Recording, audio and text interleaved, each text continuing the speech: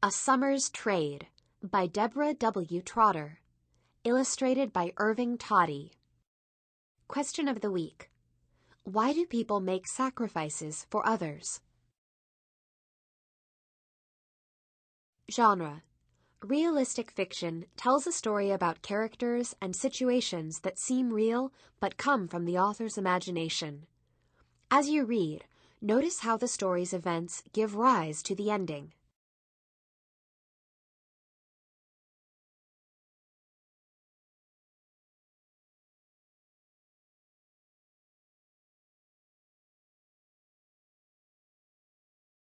A dusty pickup bounced along the rutted dirt road on the Navajo Indian Reservation outside of Gallup, New Mexico.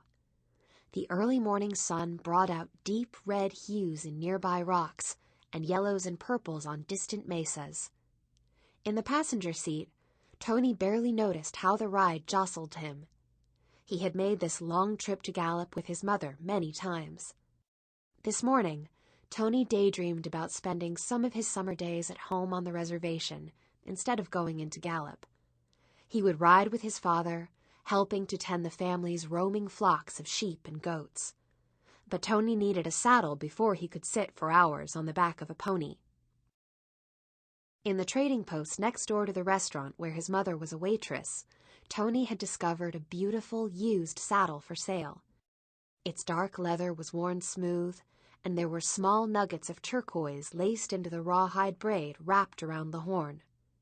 Mr. Hilson, the owner of the trading post, invited Tony to help out around the store. In payment, Mr. Hilson put $20 a week into an account for him. As soon as he earned enough money, Tony wanted to buy that saddle. He hoped no one else bought it first.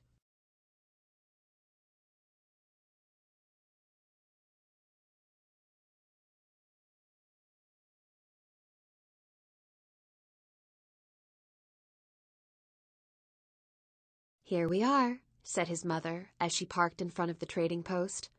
Tony got out and slammed the truck door. The high desert wind fluttered the bandana covering his straight black hair. "Come see me at lunchtime," his mother said. Tony waved as she walked toward the restaurant. The bell on the door jingled as Tony walked into the trading post. "Good morning, Tony," said Mr. Hilson. "Today I need you to unpack some canned goods and stack them carefully on the store shelves. Then you can sweep out the storage area. It's really dusty back there." "Okay, Mr. Hilson." The trading post did a lot of business. Tourists came to buy Indian-made goods, such as baskets, pottery, turquoise jewelry, and colorful woven rugs. Regular customers could buy or trade for just about anything they needed. Navajos could trade or pawn their jewelry in exchange for cash. Some did it because they needed money. Many did it because they wanted their turquoise jewelry to be safe in the trading post vault until they needed it for ceremonial wear. Tony worked hard. There was almost always sweeping to do. Unpacking boxes and stacking things on shelves was a regular job, too. If Mr. Hilson was busy, Tony could help customers. He knew where to find everything that was stocked in the trading post.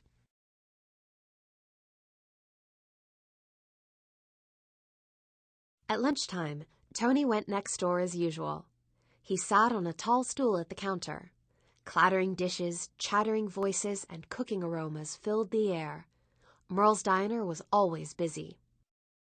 As customers ate, Navajo craftsmen took turns coming in from their vendor stands outside to move among the tables, offering their jewelry and art for sale. Sometimes Tony's grandmother did that too.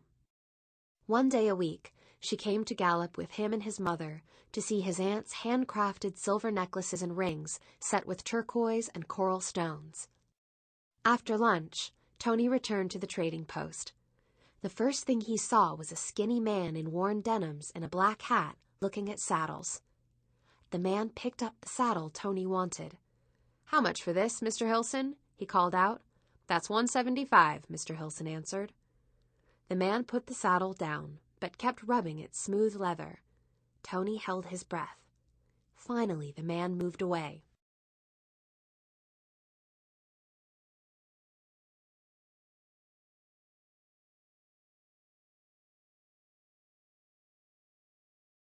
That afternoon, Tony spent some time straightening the traditional Navajo rugs displayed on wooden rods in the trading post. With their complex patterns, the rugs took months to design and complete. Tony's grandmother wove rugs and had a loom outside her hogan. When he was younger, Tony had spent many days at grandmother's side watching her work. While she wove, she told Tony stories about the ancient days of the Navajo people, or Diné. He learned about the sacredness of the turquoise mountain, towering in the sky to the east. He learned about Changing Woman and how her twin sons killed many monsters to save the people. He loved the story of how Sunbearer first brought horses to the people. On the drive home after work, they passed Tony's aunt's trailer and grandmother's nearby hogan. "Look, my uncle is home early," said Tony. "There's his truck." "I wonder what that's about," said his mother. "I guess we'll find out tomorrow when we pick up grandmother." Tony's uncle worked many miles away in Chinle, Arizona. His job was driving tourists through the Canyon de Chelly to visit the many ancient Anasazi ruins there.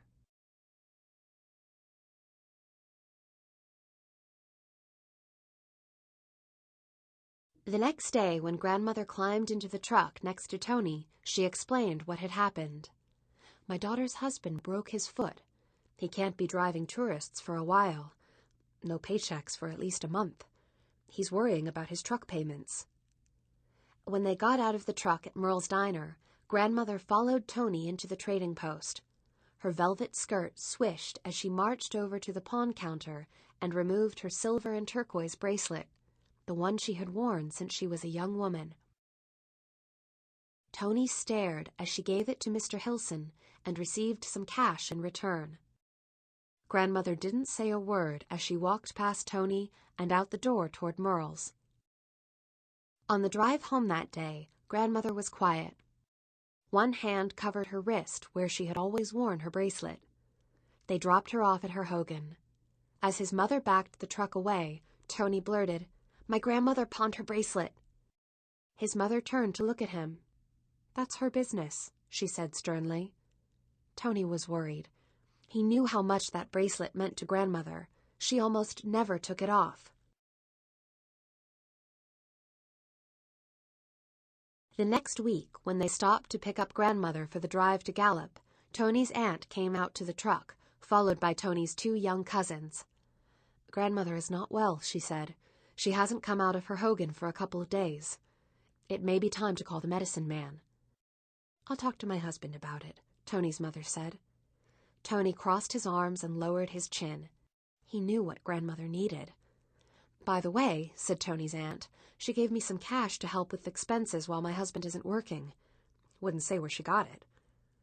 That day, the drive to Gallup seemed endless. When they got to Merle's, Tony ran to the trading post and went straight to the pawn counter. "Mr. Hilson," he said, "I have to buy back my grandmother's bracelet." "You know the rules, Tony. Pawn can't be sold except to the owner for at least 6 months," said Mr. Hilson. "But it's for her," Tony's voice quavered. "She's sick. She needs it back." "Well, since you're family, I guess it might be all right," Mr. Hilson hesitated. "Should I take the money out of your account?" Tony stood up straighter and nodded. "Yes, please. Today."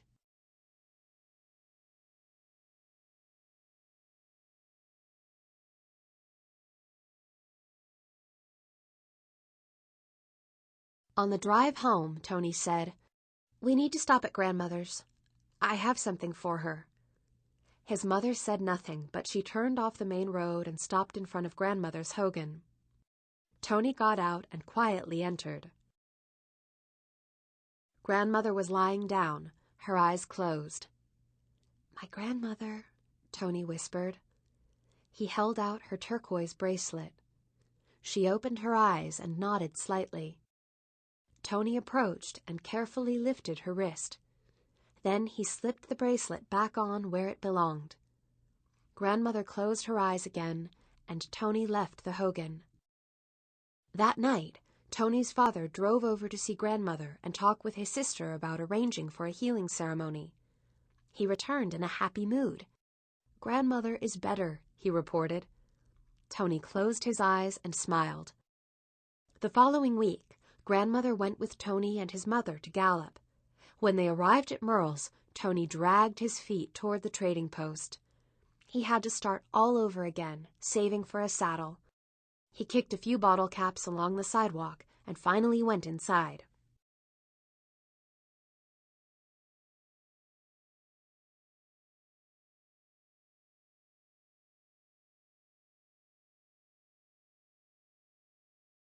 Grandmother was talking with Mr. Hilson. Tony went to look at the saddle. There was an empty space on the sawhorse where it used to sit. Someone had bought it. Tony hid from Grandmother as she left the store so she wouldn't see his sad face. Somehow he made it through the day without anyone asking him what was wrong. When it was time to go home, he went out to the truck. His mother said, "You got your saddle, my son." He looked at her in confusion and shook his head. He didn't know what to say. She pointed to the back of the truck. Tony hopped up and leaned on his forearms, feet dangling, to see into the truck bed. He couldn't believe it. There it was, his beautiful saddle. His mother smiled and climbed into the truck. Tony felt Grandmother touch his shoulder. He turned and she nodded slowly, her wrinkled brown face not quite hiding a smile. "Mr. Hilson traded your saddle against my next rug," she said. "Now, let's go home."